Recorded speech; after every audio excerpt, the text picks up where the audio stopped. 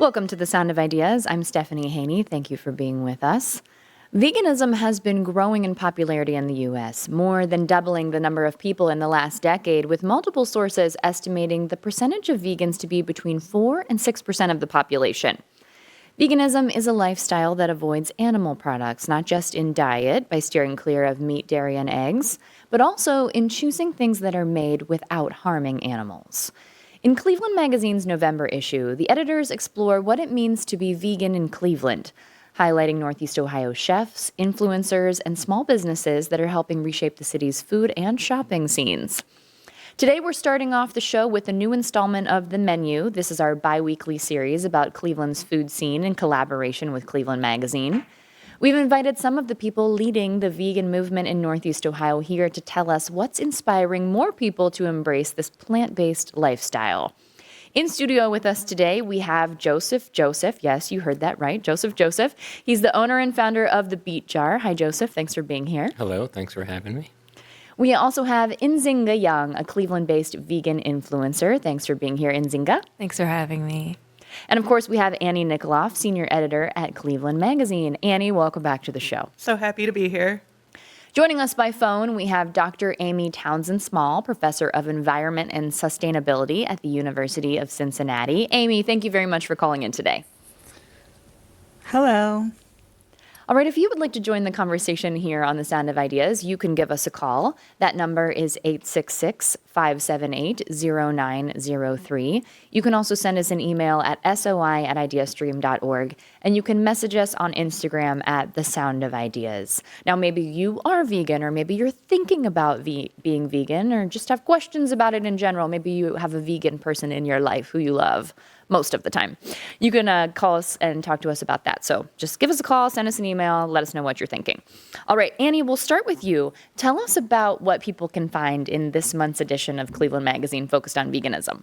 Yeah, absolutely. I think in this issue, we were really trying to explore, right on the cover, it says it's never been easier to eat vegan. And I think that's a sentiment that really carries through the entire cover package of the magazine. You know, just the expanded offerings in Cleveland. The restaurant scene is really embracing veganism to a degree we just have not seen before. And we thought this was the perfect time to capture that and to just offer a slice of the scene. In here, you'll find a guide to vegan restaurants, of course. You'll find vegan desserts, vegan products. You'll meet amazing vegan influencers like Nzinga, and you'll visit these restaurants like the amazing Beet Jar in Ohio City. And I think it can appeal to people who are vegan, but it can also show people who, do eat meat or do enjoy all types of food, that there are great options right here in Cleveland with this in consideration. We already have an email in from David from Cleveland Heights, so I'll share that email now. David writes, I am not vegan, though I have been in the past. Most importantly, it's not just about inhumane treatment of animals, but also about the conditions of human workers in the meat and dairy industries.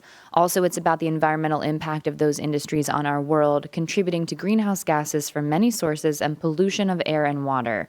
And that's not even to mention the effects on our human health from eating too much meat and dairy. I shop everywhere, but I try to get eggs from local farmers markets or people I know personally who have backyard chickens as egg-producing pets. David, thank you very much for sharing your perspective. That's David from Cleveland Heights. We're going to get into the environmental impact of veganism as well. And now I want to ask Nzinga, so how long have you been vegan, and why did you decide to make that choice?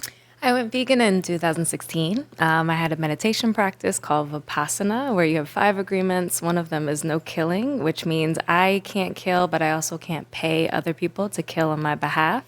So I took that to mean that this was time to go vegan from many, many years of being vegetarian. My mom raised me vegetarian, and I kept that going. So yes, it's been many years of a meat-free lifestyle.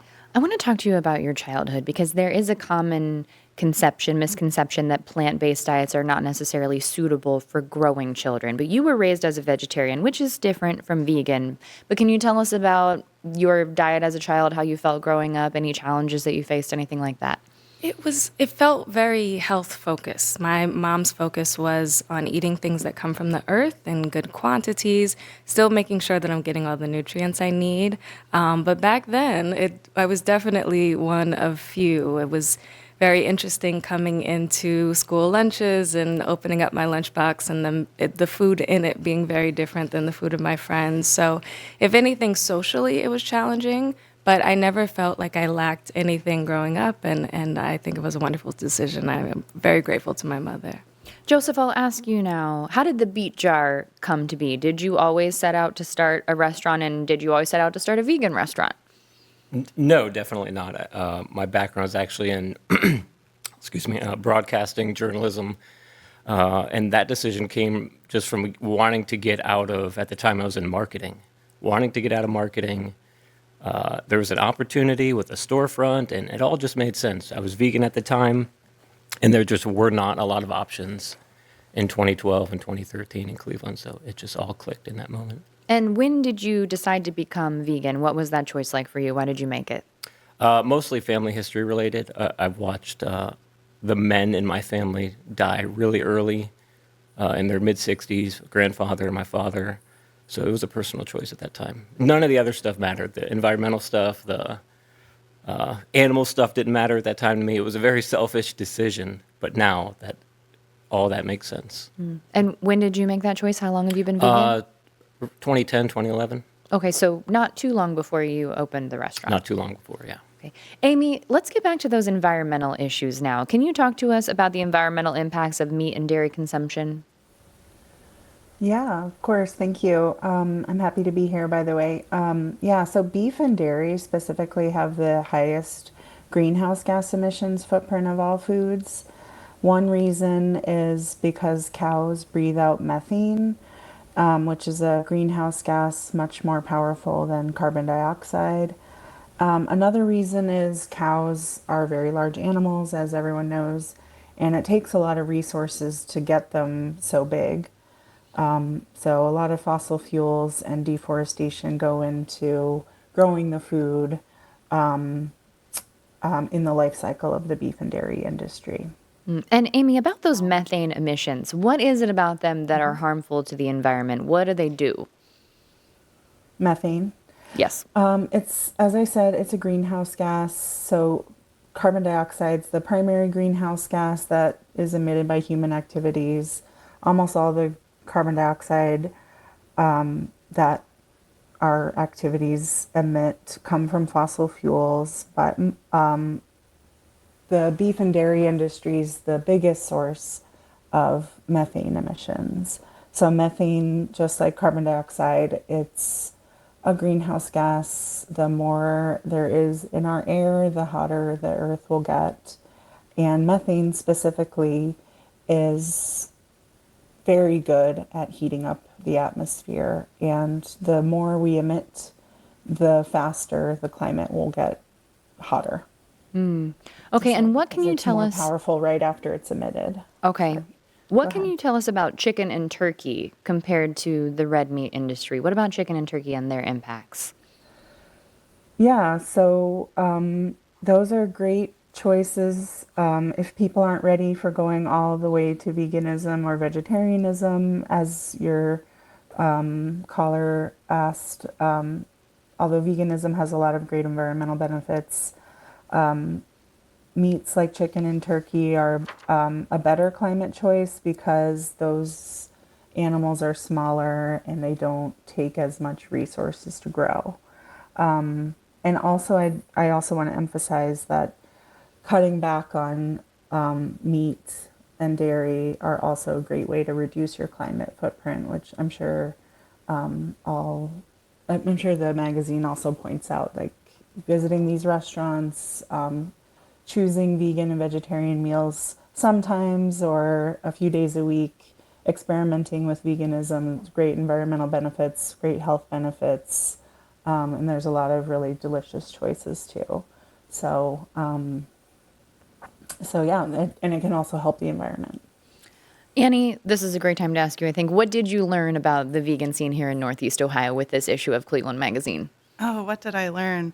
I feel like I just really wrapped my head around how something I've noticed, but I think I fully realized with this issue and putting it together and sort of just life after putting out the issue and going to restaurants is just how this is being incorporated and how non-vegan restaurants are offering vegan foods. It's really given me an opportunity to notice that, just expanding. Even in, burger joints are offering vegan options for that clientele. And I think it really helped me wrap my brain around not just vegan-specific eateries opening, but just those options becoming more prolific around the area in general. I'll tell you, as a pescatarian, I mentioned this when we were previewing the show this morning with Amy Eddings. I'm a pescatarian, so I consider y'all to be my people. I don't know if vegans consider me to be their people, but I'm adjacent, right? So I will say that the burger substitute is the easiest thing that I've been able to find that does seem to be the most available at places. And Zinga, I want to ask you about becoming a social media influencer. You have a series, The Only Vegan. So tell us about that series. I started this series maybe 3 or 4 years ago by describing being the only vegan in my family and how we handle holidays. Eventually, I started to show myself in other environments where I am most likely the only vegan, and then it started to expand into areas where I am not necessarily literally the only vegan, but I wanted to show more of a feeling than a fact what it feels like as a vegan to be in a space that wasn't made with us in mind and how we are able to navigate it. So I have people who like that series who are lactose intolerant or who are gluten free and who know what it feels like to be on the hunt for something to eat in a space that didn't really think about them.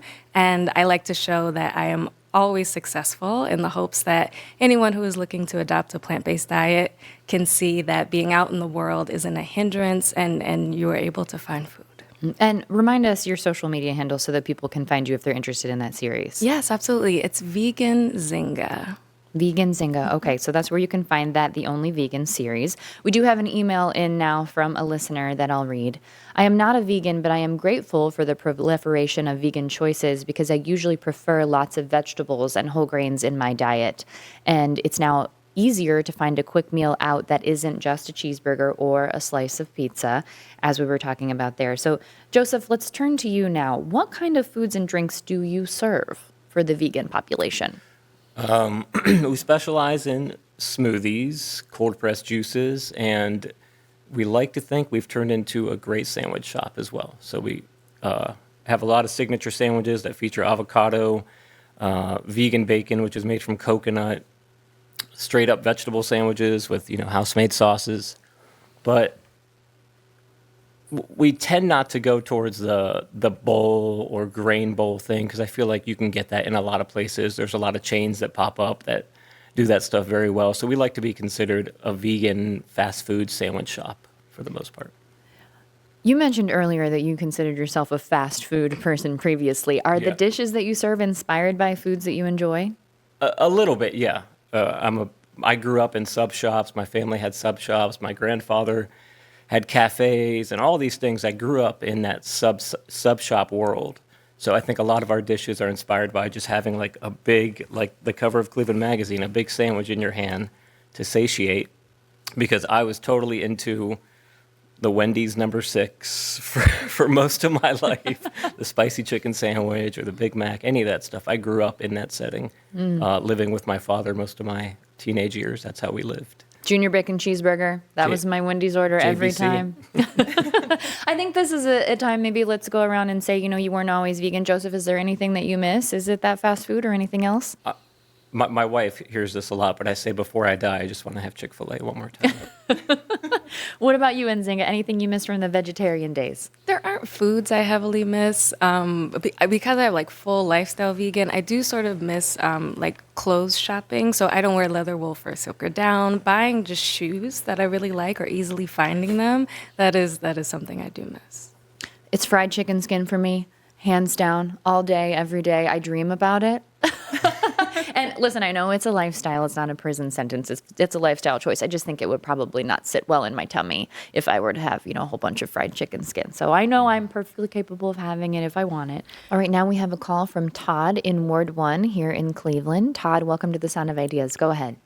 Stephanie, Amy, and Zinga, is that how you pronounce it? And Joseph, did I pronounce your name correct? Squash the Beef is one of the more consistent restaurants in this city, period, no matter what kind of food you like. But if you like that food, of course, they are consistent. Good restaurant. So here's and food truck. So here's my question to the group: pesticides. Pesticides. I often hear people that are vegans say are the thing that causes them the most negative compromise to their pursuit. Can you elaborate to what degree you feel that pesticides complicates your pursuit of being vegans? Does anybody here in the studio have a response to that question? And Zinga, go ahead. Sure, I can talk about it. I'm not, first of all, thank you so much for your question, and you nailed my name. Thank you. I'm not sure if you mean in terms of the health aspect. If that's the case, I'm not terribly concerned about pesticides. The pesticides itself is considered vegan. I do try to buy organic when possible, but you may also mean in terms of the pesticides killing animals and therefore making certain things not vegan. Veganism is aspirational at best. It's as far as possible and practicable. So you can't, the hope is that you are reducing harm to all animals, including bugs. But we can't get it right every time, unfortunately. So I hope that helps. And Amy, I'll ask you, do you have a response for Todd about pesticides related to veganism? I think Nzinga did a great job answering that question, so she was spot on. Okay, we have another email in from Tom. Tom says, well, I agree with the environmental and anti-CAFO, which stands for Concentrated Animal Feeding Operations, anti-suffering aspects of vegan-oriented diets. I dislike the idea that it must be an all-or-nothing proposition like sobriety with a start date and a group identity. I choose to eat vegan-compatible meals 6 days a week, reducing meat consumption, and have no need to declare myself a vegan. My diet is not my identity, but an act of affordable necessity with a dose of environmental conscientiousness. I think that picks up on some of the themes that you were talking about there in Zinga. And Amy, I'll ask you, can you talk to us about the environmental impact of a choice like that to eat vegan compatible 6 days a week, for example? I think it's awesome. I think it's great. Cutting back is amazing. All right. So we talked about veganism extending beyond the food you eat, and you touched on this a bit earlier in Zinga. So tell us, how does your vegan lifestyle extend beyond the food you eat?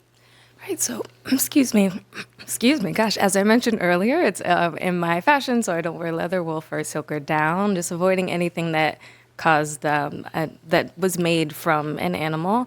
I don't use any cosmetics that have been tested on animals or used animal ingredients.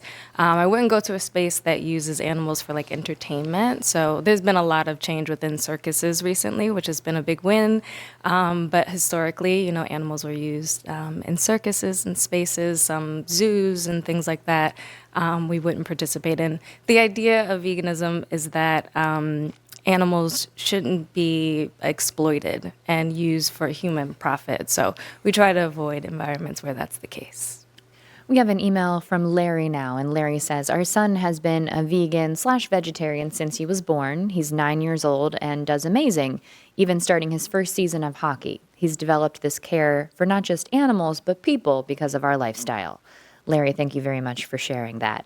Now, Joseph, you specifically mentioned health being a factor in you deciding to be vegan, and you started your vegan journey in 2010, 2011-ish. So have you noticed changes to your health since that time? Indirectly, yeah. When I look back at photos, I noticed I had about 20 or 30 pounds of what I like to call muscle on me, but I don't know where that went. It wasn't like I was actively trying to lose weight, but I think something about gradually going vegan at that time dropped a lot of unnecessary weight off my body. And I just feel like as a 45-year-old, I have an enormous amount of energy. I have an 8-year-old son who's turning 8. And in his life, he's mostly vegan, but also vegetarian. He's gotten through cancer 2 different times, and I think that's a big part of why the treatment was so successful and why he felt so good throughout that time. So yeah, it's still a big part of our life, and not so much the clothing we buy, not so much, the cars we buy, but definitely what we put into our body has a huge impact in our family life. Thank you for sharing that, Joseph. And we have an email now from Chris. The email says, curious about how vegetarians and vegans in particular get enough good quality protein. Chris says, for those of us who aren't capable of making meat substitutes from scratch, it seems we have to rely on highly processed meat substitutes like Morningstar or Impossible Burger, etc. Those are a few brands for people who are not aware that make meat substitutes. And Chris goes on to say, other than beans, would love to hear ideas for protein sources. And I'll ask you first, Joseph, as the founder of the Beet Jar, what are some protein sources you might recommend?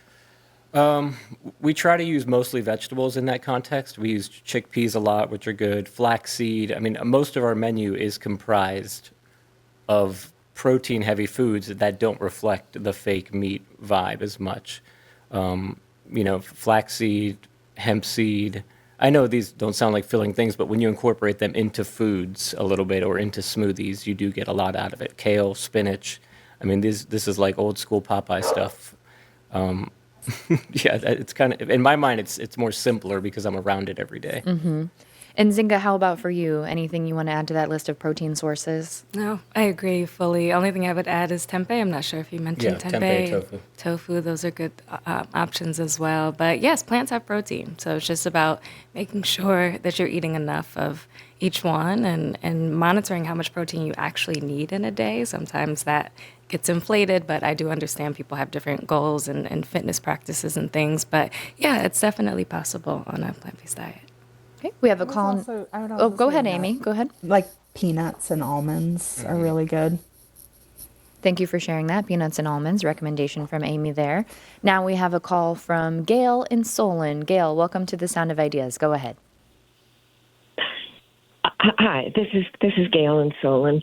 I went vegan almost 25 years ago, and then I was 50, and I want to say that I can identify with people who still say, oh, I could never, I like meat too much, or wouldn't get enough protein, or it's not healthy, or whatever. Those are all misconceptions. And I never looked back when I went vegan. I would say that people who want to look into it start with what you care the most about, the environment, health, or the treatment of animals, and do the research. And that's what helped me, knowledge. And I lost my appetite for eating any animal products, so it was much easier that way. I'd also like to ask if you can tell people who think that they're doing enough by recycling and such, like that is going to save the planet.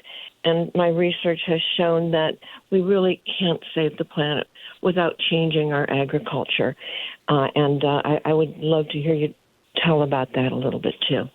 Thank you very much, Gail. Amy, I'll ask you to speak to that piece of what Gail had to say there related to recycling and the impact that can have on the environment and what we need to do. Yeah, sure. Thank you for calling, Gail. And very impressive commitment to the environment. Thank you. In terms of recycling, I agree recycling is not the answer. And I teach a class about consumerism in the environment. And if you're familiar with like the environmentalist mantra, reduce, reuse, recycle, those words are actually in priority order. So the top priority should be like reduce our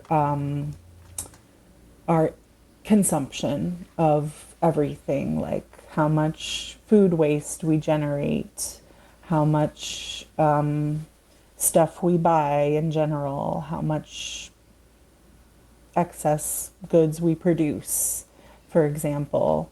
And then the next would be reuse. So instead of attempting to recycle our way out of pollution and climate change, the two higher priorities would be reduce what's generated and then reuse what we already have. And then recycling would be the lowest tier priority. So I agree with you. Thanks for breaking that down for us, Amy. All right, here on the menu, we always ask everyone before the end of the segment where they're eating this weekend. It's a tradition. So, Amy, we're going to get back to you in just a moment, so think on that. But I'll ask you first, Joseph, where are you eating this weekend? I had no prior plans, but I think we'll make a reservation at Cloak and Dagger. It's one of the best Okay. vegan And food cocktail bars. all right. And Zinga, how about you? He took mine, actually. I already ate at Beach Jar yesterday. I was going to go to Cloak and Dagger this evening, but there's so many options. Amba is also has some good vegan options. And Annie, what about you? You know, I kind of want to go to Beach Jar. I'm looking at the cover of the magazine. I'm seeing the airport sandwich, and I'm like, man, I really want that for lunch today. I had it at the cover launch event that we had a couple weekends ago. Delicious. I'm trying the Bravocado sandwich. That's high on my list. I will eat that before the weekend is over at the Beach Jar for sure. You had me with a name. I'm a sucker for good marketing. Cool. I'll be there. And Amy, we'll ask you, where are you eating this weekend? Well, I'm definitely excited for my next trip to Cleveland, but this weekend I'm going to Carmelo's in Covington, Kentucky, and getting the eggplant parm. Okay, good to know. And Annie, before we go, we'll ask you, what can we look forward to in next month's issue of Cleveland Magazine?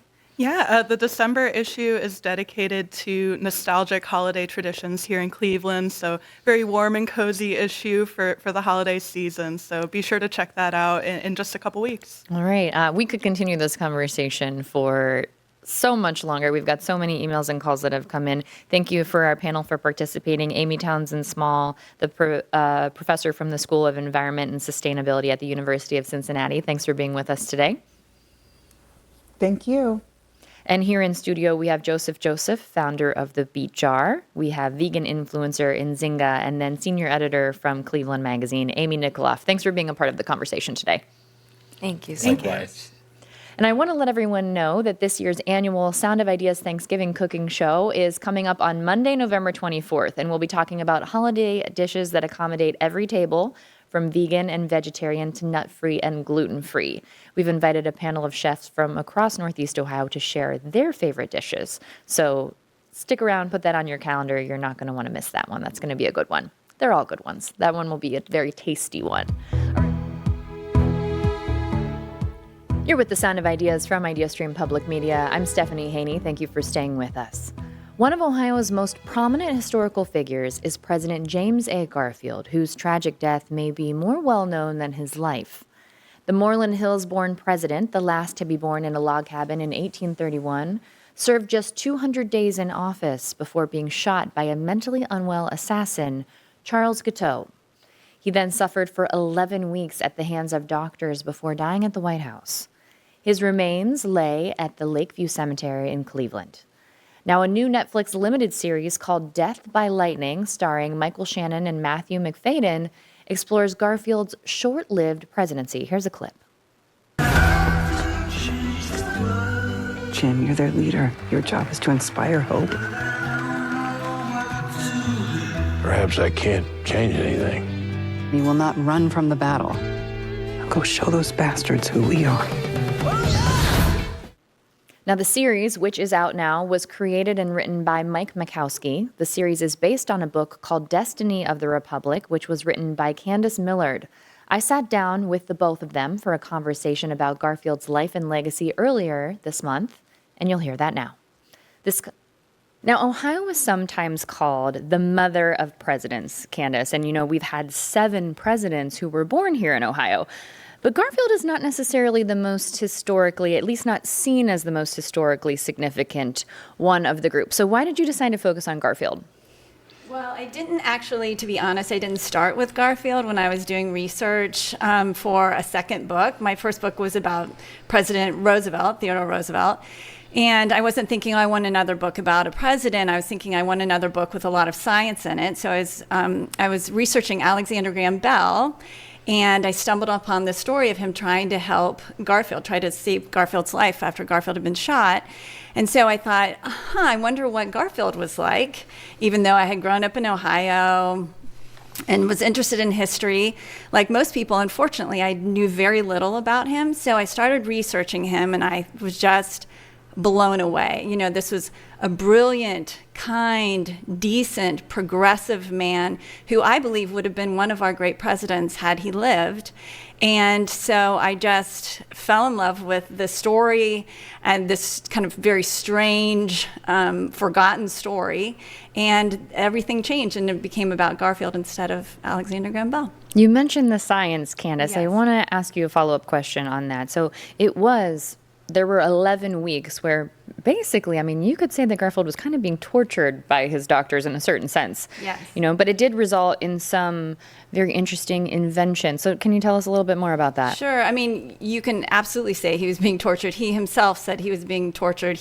One of the last things he wrote was Strangulatus pro Republica. I'm sure I'm pronouncing that incorrectly, but or torture for the Republic.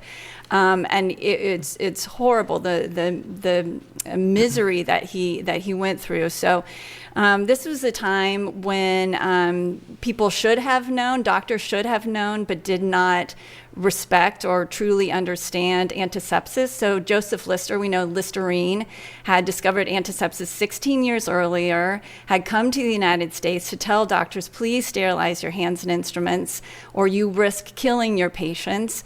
They didn't really believe him, and certainly his doctor, as we always laugh about, whose name was Doctor, his first name was Dr. Really Willard Bliss. driving that point home there. A detail that was too absurd even for this show. Too unbelievable. Yeah, I know. I thought people would just laugh me out of it. So he, unfortunately, from the very beginning, started inserting unsterilized instruments and his fingers in the president's back, searching for this bullet. And Alexander Graham Bell read about this, and he understood the danger, and he thought that science should be able to do better than that. And he remembered that he had made an invention called the induction balance, which was basically the first metal detector, and it helped get rid of the static between the telephone line and the telegraph line. And he realized he could use it to try to find, this is before the invention of the medical x-ray, to try to find the bullet in Garfield's back. So he went a couple times he talked Bliss into letting him go to search for it. Unfortunately, Bliss only let him check or run it over the right side of Garfield's body because Bliss had said that's where the bullet is. Actually, the bullet was on the left. Also, Garfield was on kind of a fancy bed at that time that had metal coils, which is, of course, going to interfere with a metal detector. Sure, yeah. And now people use it to search for metal on the beach. Yeah, that's so bringing it full circle to today. Exactly. Now, Mike, I want to ask you, Candace's book, which is called Destiny of the Republic, it came out in 2011. So what was it that drew you to that made you to decide to adapt it for Garfield's story into the series? Yeah, it was a crazy thing, and it seems almost apocryphal, but it is true that I was at the buy two, get one free table at my local Barnes & Noble, and I needed a third book, and I picked up Candace's book, and I read the back cover, and I have to confess, I think I knew that Garfield had been assassinated, but I knew virtually nothing else about him. But I would like to be on Jeopardy one day. So I picked up the book, and I was like, I should educate myself. And I ended up reading the book in one sitting. And like Candace, when she first heard about Garfield, I was blown away reading about this incredible man, in many ways, this poster boy for the American dream, who grew up in abject poverty and rose up the ranks. He was a Union war hero and outspoken progressive advocate for civil rights and civil service reform and universal public education, and brilliant orator. I found myself really, really drawn to him, and felt like it'd be great if more people saw, what a leader like James Garfield looked like today. And the series and the book set in the 1880s, obviously, as this was all unfolding. So Candace, talk to us about the turbulent politics of that time that we see in the book and the series. I know, I always laugh when people they love to say, it's never been like this before, it's never been this bad. It has almost always been this bad or worse. And so even within the Republican Party at that time, there was this deep, deep division. So there were the stalwarts who absolutely loved the spoil system and wanted to protect it and were determined to protect it. And then there were the half-breeds who wanted reform and wanted a meritocracy. And so Garfield was a half-breed, and So it was obviously quite a shock when he got the nomination. You know, he went to the convention in Chicago to give the nominating address for John Sherman, who was William Tecumseh Sherman's younger brother. But he gave such a powerful speech at that convention that at one point he says, you know, and so, my friends, I ask you, what do we want? And someone shouts, we want Garfield. And everyone goes crazy. And he's like, I'm not even a candidate. And he tries to resist it, but it grows and grows and grows. And so he ends up, shockingly, the nominee for the Republican candidate for president of the United States. But he still needed the stalwarts to help him get elected. And the leader of the stalwarts was this man, Roscoe Conkling, who's played so beautifully in the series. I mean, all of these, the cast is just incredible. But this outrageous man who had this, you'll see this great spit curl in the middle of his forehead, and he wore, canary yellow vests and used lavender ink, and he would recoil if you touched him, So he ran the New York Customs House, which was responsible for 70% of the entire country's customs revenue. And his man he had put in charge was Chester Arthur. And so to get Conkling's help, the half-breeds said, look, we'll ask Chester Arthur to be his running mate. So Garfield starts his administration with an enemy within the ranks. And this is not a spoiler. Garfield does not make it, in case, you haven't yet caught any of the series. It is a spoiler. All right. Sorry for the spoiler. Yes.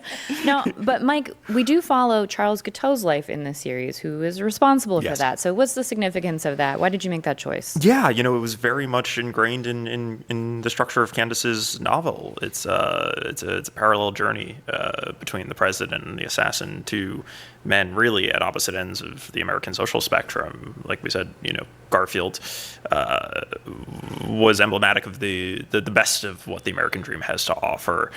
Guiteau very much highlighted the failure of the American dream. He was a man who was quite convinced of his greatness, also born into poverty, and had just failed abjectly at everything he had ever set out to do. He was a lawyer for a time, a public speaker, tried to start a newspaper, considered himself a theologian. He spent some time at America's first free love commune, the Oneidas in upstate New York, and got kicked out. He was the one man that couldn't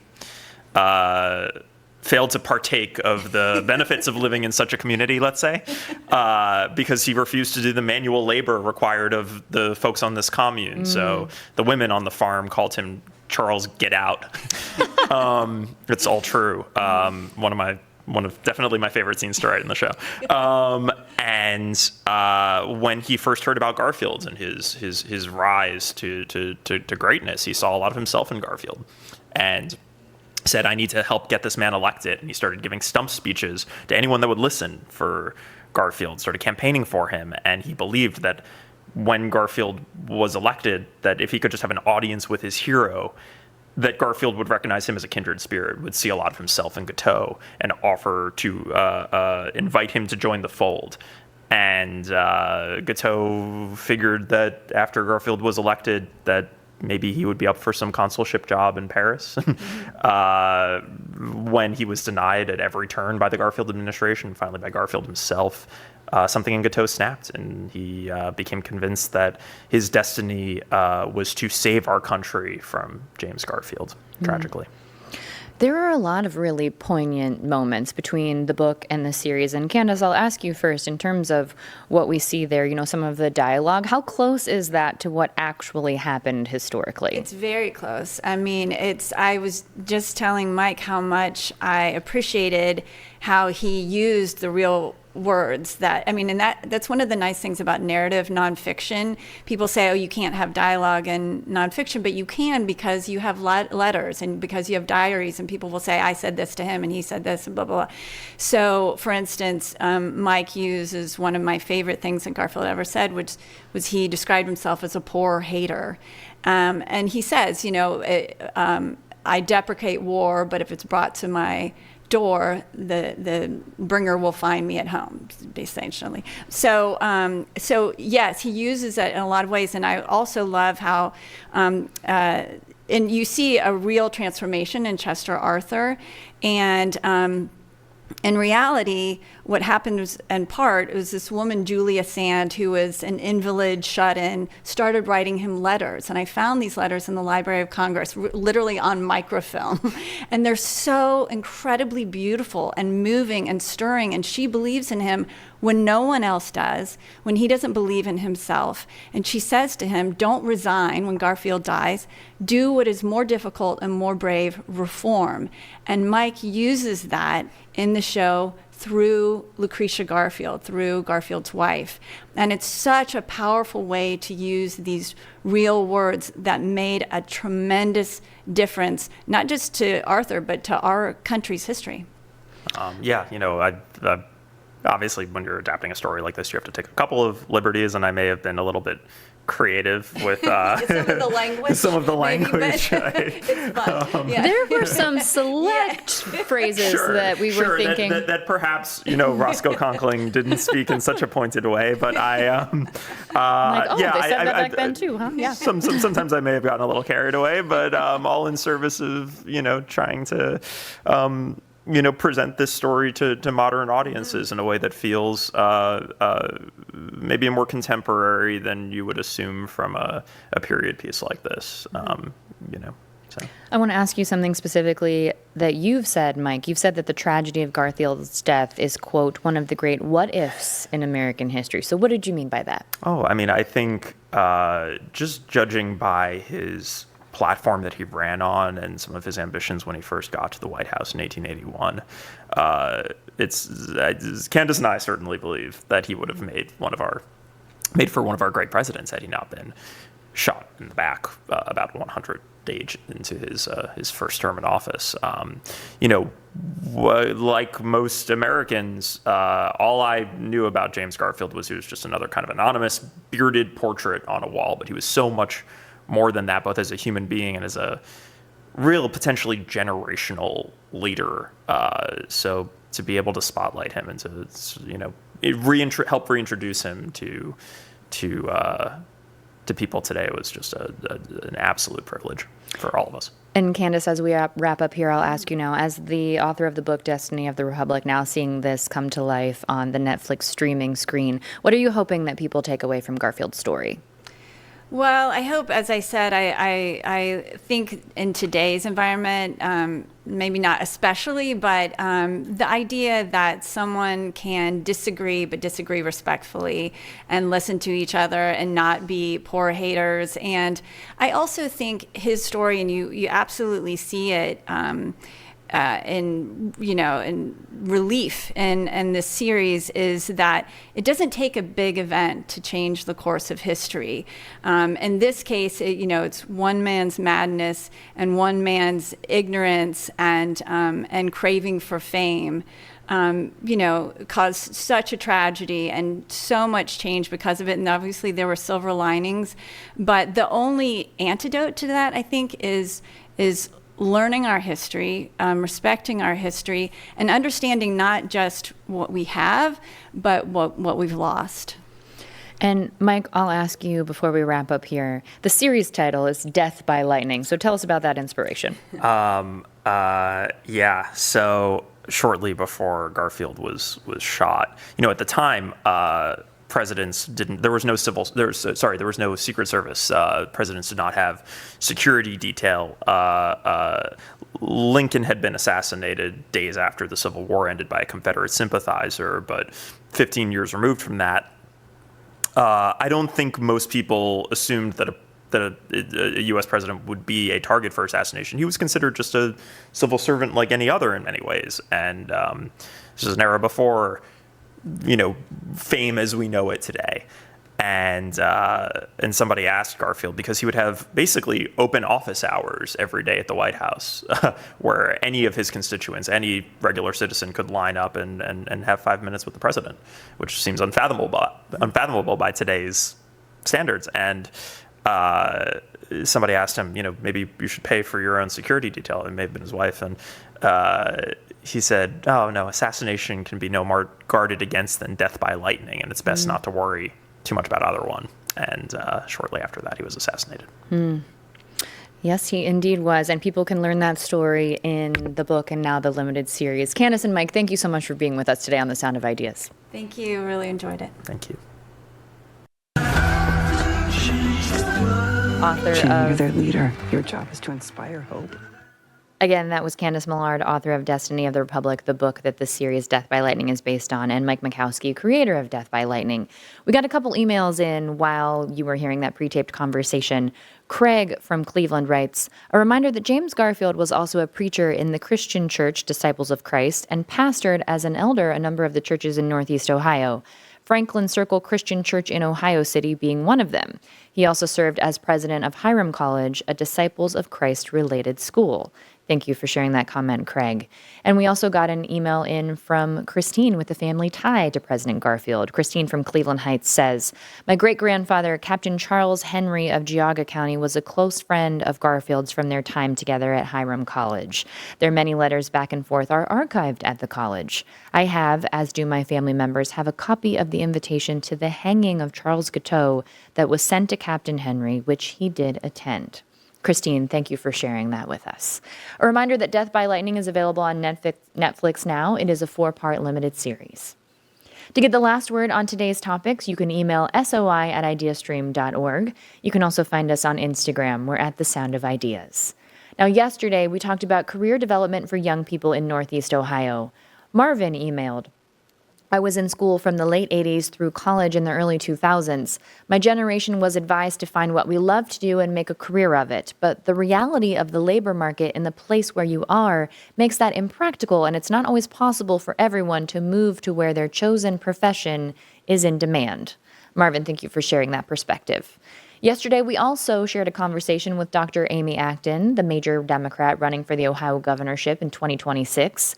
David from Cleveland Heights wrote in, I would be interested in knowing from any candidate for governor and other offices whether they could express appreciation for their opponent's ideas. We really need to move forward, less partisanship, and I hope my favorite media will do all they can to promote this and especially challenge candidates too. Thank you very much for sharing that perspective, David. We are in communication with the leading Republican candidate for Ohio Governor Vivek Ramaswamy and hope to bring you that conversation with him soon. Now, tomorrow on The Sound of Ideas, it's the Reporters Roundtable with Mike McIntyre. He'll be joined by Akron-Canton reporter Anna Huntsman and Phil Trexler with The Marshall Project, also Karen Kassler from the State House News Bureau in Columbus. I'm Stephanie Haney. Thanks for keeping the conversation going. We'll see you tomorrow on The Sound of Ideas, and I'll see you Monday.